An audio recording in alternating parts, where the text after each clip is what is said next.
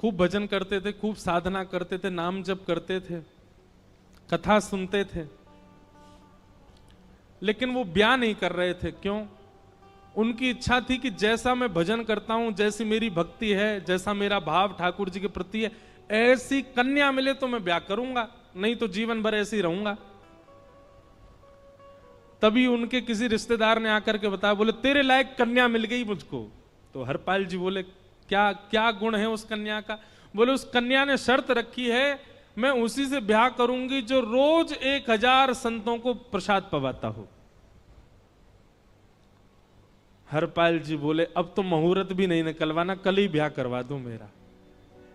ऐसी कन्या से तो मैं बिना मुहूर्त के ब्याह करूं। मुहूर्त उसके संग देखा जाता है जिसके संग यह संकोच हो या फिर यह दुविधा हो कि पता नहीं जीवन कैसा चलेगा, इससे तो मुझे भरोसा है बढ़िया जाएगा मेरा जीवन, इसी से ब्याह करा दो।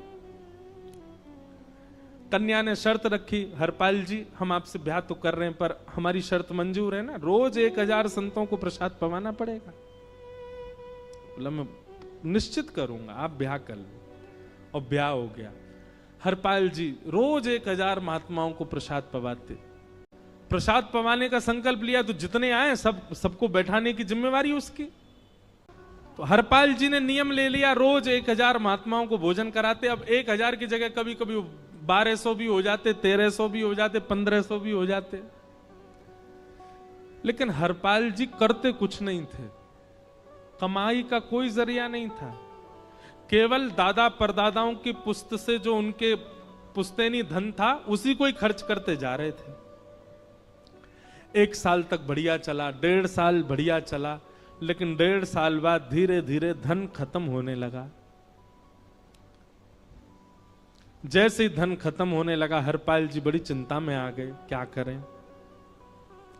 पत्नी को नहीं बताते थे, क्यों? बोले इससे तो शर्त लगी, इसको क्यों बताऊं अपना दुख, इससे तो शर्त मेरी यही शर्त थी कि रोज 1000 संतों को भोजन कराना। तो हरपाल जी ने बाहर जाते और दुकानदारों के यहां से जाकर के कर्जा लेने लगे। वो पुराने संपन्न थे तो किसी ने कर्जा देने से मना भी नहीं किया, सब देने लगे, बोले ले जा। इतना कर्जा कर लिया, 6-7 महीने तक कर्जे में भी उनके संत सेवा बंद नहीं हुई। 6-7 महीने बाद मांगने वालों ने मांगना शुरू किया, बोले हमारा दो, हमारा दो, हमारा दो। किसी का नहीं दे पाए तो पूरे नगर में ये हो गया कि भैया हरपाल जी अब पहले जैसी स्थिति में नहीं है, कर्जा इनको देना बंद करो, ये देते ही नहीं है पैसा लौटा करके। सब बिगड़ने लगा, धन नष्ट हो गया, इज्जत चली गई, लेकिन उनकी संत सेवा नहीं रुकी, रोज संत सेवा करते। एक दिन मन में विचार करने लगे अब क्या करूं, अब तो मुझे कोई कर्जा भी नहीं देता, गहने भी सारे बिक गए, धन भी सारा खत्म हो गया। तो हरपाल जी ने मन बनाया कि मैं चोरी करूंगा। आप लोग मत करना ऐसा, चोरी करूंगा। हरपाल जी चोरी करने जाने लगे, लेकिन हरपाल जी का नियम था कि वो किसी के धन की चोरी नहीं करते थे। संपन्न लोगों के घर में जाते थे और उनकी रसोई घर की सामग्री चुरा लाते थे, चीनी, दाल, आटा, चावल, मूंग, नमक, मिर्च, ताकि भंडारा हो जाए सवेरे। इस प्रकार महाराज चोरी होने लगी। एक घर की हुई, 2 घर, अब तो हल्ला होने लगा। बोले कि घरों की सामान राशन चोरी हो जाता है। वो बड़ा विचित्र चोर है, धन नहीं चुराता है, राशन चुरा के भागता है। ऐसी चोरी होने लगी महाराज। अब तो लोगों ने अपने अपने घरों में पहरेदारी शुरू कर दी कि चोरी ना हो। तो हरपाल जी को और दिक्कत होने लगी, क्या करें, कैसे करें। धीरे धीरे हरपाल जी इस स्थिति में आ गए कि अब संपन्न लोगों के यहां उन लोगों को ढूंढते जो ना कभी संत सेवा करते ना वैष्णव सेवा करते, और उन लोगों के यहां जाकर के थोड़ा बहुत धन चुरा लेते, स्वर्ण चुरा लेते। करना कुछ नहीं, अपना घर नहीं बनाते थे, बसाते थे, संत सेवा करते थे। ठाकुर जी रीझ गए हरपाल से। ठाकुर जी बोले देखो ये सब चोरी कर करके और मेरे संतों को पवा रहा है। ठाकुर जी बोले इस पर अनुग्रह करने जाना है। भगवान सिंहासन से उठ करके तैयार होने के लिए गए और बढ़िया महाराज नकली सी मूछ लगा करके, ऊपर सिर पर पाग पहन करके और थोड़ा पेट सा बाहर निकाल के, गले में खूब सारी जंजीर डाल के, हाथों की हर उंगली में अंगूठी पहन करके, सोने की जूतियां डाल करके, कौंधनी सोने की पहन करके और एक बेंत, सोने का मड़ा हुआ बेंत लेकर के ठाकुर जी तैयार हो गए, एक सेठ जी बन गए। लक्ष्मी मैया ने पूछा, भगवान बड़ा सुंदर स्वरूप धारण किया, कहां जा रहे हो? बोले अपने एक भक्त से मिलने जा रहे हैं। मैं भी चलूंगी। भगवान बोले तुम मत चलो, तुम उसको पहचान नहीं पाओगे, तुमसे अपराध बनी जाएगा। बोले नहीं नहीं, भक्त दर्शन करने मैं तो जाऊंगी। भगवान बोले जल्दी तैयार हो जाओ। रुक्मणी जी एक सेठानी बन गई, ठाकुर जी सेठ जी बन गए। और दोनों ने मन में विचार किया कि हरपाल जी को दर्शन देना है। और यहां हरपाल जी की स्थिति क्या थी? अब संत सेवा के लिए कहीं से भी धन नहीं मिल रहा था, तो हरपाल जी एक मार्ग पर जाकर के बैठ गए और सोचने लगे कोई धनवान यहां से निकलेगा तो उसको लूट लूंगा और लूट के भाग जाऊंगा, सारा धन संत सेवा में लगा दूंगा। तभी उस मार्ग पर कोई और तो आया नहीं, ठाकुर जी सेठ बन करके आ गए। और महाराज खूब सारे गहने पहन करके, पाग बढ़िया सोने की जड़ाऊ पाग पहन करके, ऐसे वस्त्र पहन करके और छम छम करते चलते आ रहे हैं। उन गहने ही बज रहे हैं ठाकुर जी के। हरपाल जी ने जैसे ही नेत्र खोल करके देखा, ठाकुर जी के रूप यौवन और सबरी उनके श्रृंगार को देख करके हरपाल जी बोले, ये तो एक आध साल के भंडारे की व्यवस्था आ रही है सामने से। इतने में ही सेठानी जी रुक्मणी जी भी आई, उनको ओहो, ये तो कम से कम 5-10 साल की व्यवस्था आ रही है। अगर ये दोनों लूट लिए जाएं तो 10 साल चोरी नहीं करनी पड़ेगी। देखो कितना धन संपन्न। हरपाल जी के बगल में जैसे ही ठाकुर जी पहुंचे, हरपाल जी बोले, भैया जय श्री कृष्ण, प्रणाम। ठाकुर जी तो नाराज हो गए, क्या भगवान का नाम बोलता है सुबह सुबह? तुम सब लोग बड़े पाखंडी हो, ढोंगी हो। और हमने सुना इस गांव में एक रहता है, वो चोरी डकैती करता है और फिर कहते हैं संत सेवा करता है। ऐसी काय बात की चोरी भैया? करता तो चोरी है, भली उससे भली संत सेवा करता हो। नाम उसका हरपाल है, हम सब जानते हैं। भगवान का नाम मत लो हमारे सामने। हरपाल जी समझ गए, वो तो बिल्कुल भगवत विमुख है, इसकी तो एक अंगूठी भी नहीं छोड़नी मुझको, इसका तो सब लेके जाऊंगा। अगर ये बदले में जय श्री कृष्णा बोलता तो एक आध गहना छोड़ देता इसका मैं, पर ये तो इतना बिगड़ रहा है भगवान का नाम सुन के, इसका कुछ नहीं छोड़ूंगा, सब ले जाऊंगा। हरपाल जी बोले, हाँ भैया एक रहता तो है डकैत इस गांव में, और उसका कोई पता नहीं है, वो कभी भी आ जाता है।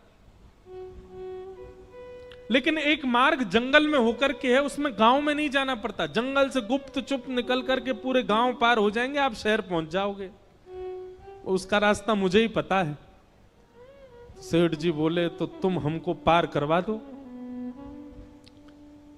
हरपाल जी बोले, मैं पार तो करवा दूंगा, लेकिन भगवान मेरे घर कुछ मेहमान आए हैं, उनके भोजन आदि की व्यवस्था के लिए मैं तो बाजार आया था, मेरे पे धन नहीं है।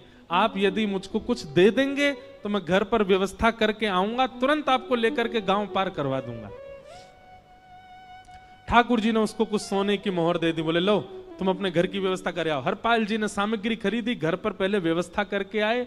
बोले आज की व्यवस्था हो जाए, क्योंकि आज तो 10 साल का सब चोरी करना समय लगेगा। पत्नी से कहा भोजन प्रसादी बनाओ, संतों को पवाओ, संत पूछेंगे मैं कहां है तो कहना कि आप लोगों की 10 साल की व्यवस्था करने गए आज। हरपाल जी लौट करके आए और सेठ जी से कहा, आइए आइए चल दीजिए मेरे साथ और हमारे संगी चलना बिल्कुल। ठाकुर जी रुक्मणी जी चलने लगे। जैसे ही विहंगम जंगल में पहुंचे, भयंकर भयावह जंगल, बीच जंगल में जैसे ही पहुंचे,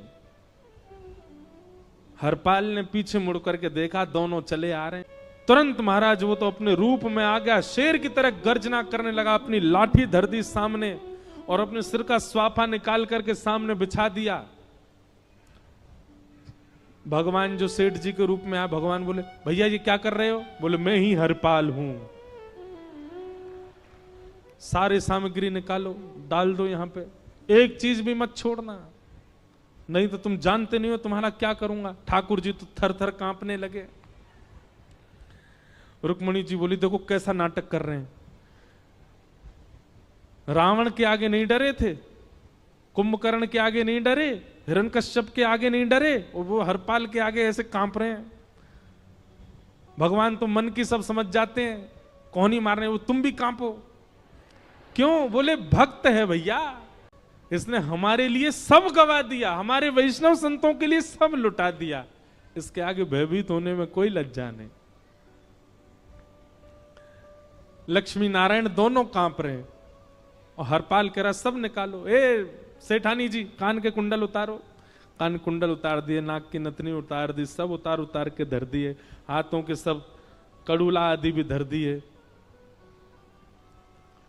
भगवान ने भी अपने सब उतार उतार, बोले बैंत कहां लेके जा रहे हो, उसको भी धर दो। बोले अरे भैया बुढ़ापे की लाठी, हम गिर जाएंगे। बोले कुछ नहीं गिरोगे, धर दो इसको। जीवन में कभी राम ना, जय श्री कृष्ण बोलने पे चिल्ला रहे थे मुझ पे, रखो इसको यहां पे। सारा धर दिया। बोले बहुत बढ़िया हो गया, अब 10 साल की व्यवस्था हो गई। इतने में भगवान की कनिष्ठ उंगली में एक अंगूठी थी।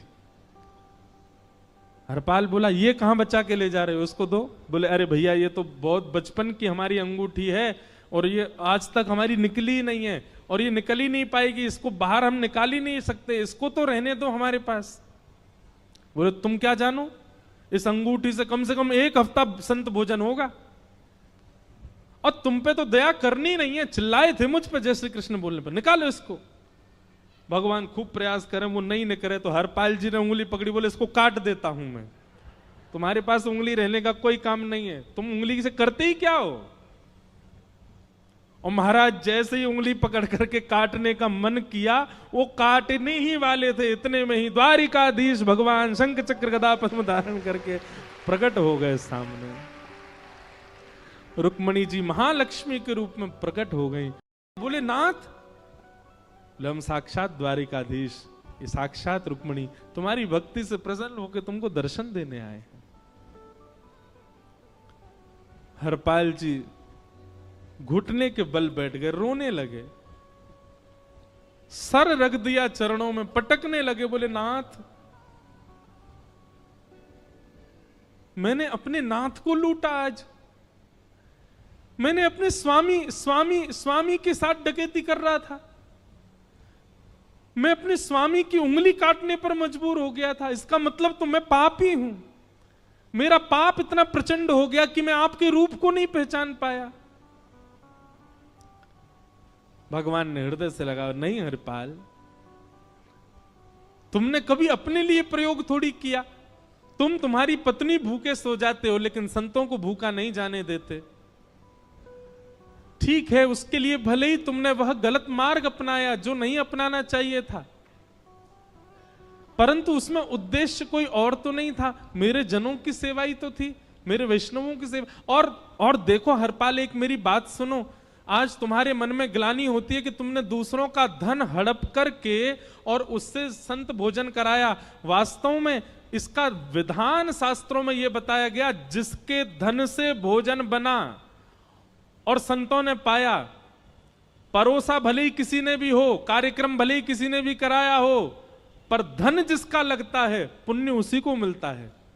तुमने तो अपने गांव के, शहरों के उन लोग जो कभी संत सेवा नहीं करते थे, उनके धन चुरा चुरा करके उनको पुण्य बांटा है। तुमने कुछ गलत नहीं किया है।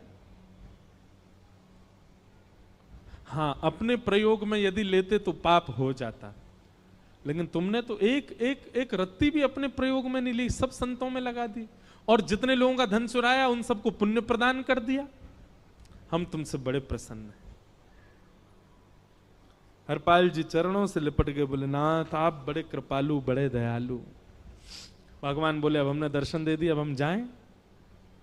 और सुनो, ये सारा धन हमने दिया है, 10 साल का नहीं होगा इससे। तो बोले जब तक तुम जीवित रहोगे तब तक की सेवा बनेगी, इससे संत सेवा चलती रहेगी।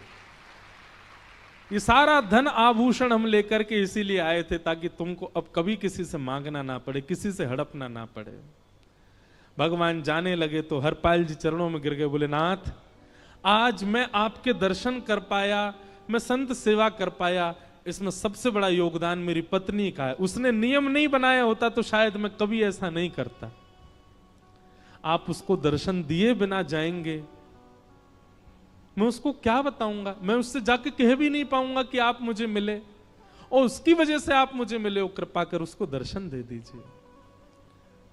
ठाकुर जी बोले ठीक है। तुरंत लक्ष्मी नारायण भगवान ने छोटे छोटे बालकों का रूप धारण कर लिया और हरपाल जी की गोद में बैठ गए, और हरपाल जी अपनी गोद में लेकर के ठाकुर जी को घर पर आए, और आकर के अपनी अरे सुनो देखो कौन आए हैं। जैसे बाहर आकर के देखा तो नन्हे से ठाकुर जी, नन्ही से रुक्मणी जी गोद में बालकों की भांति बैठे हैं। बोले अरे इतने सुंदर सुंदर बालक। बोले बालक नहीं है, ये साक्षात जगन्नाथ भगवान, साक्षात रुक्मणी जी, साक्षात द्वारिकाधीश हैं। तुरंत ठाकुर जी अपने रूप में प्रकट हो गए और दोनों दंपति को दर्शन दे करके भगवान वहां से प्रस्थान कर गए।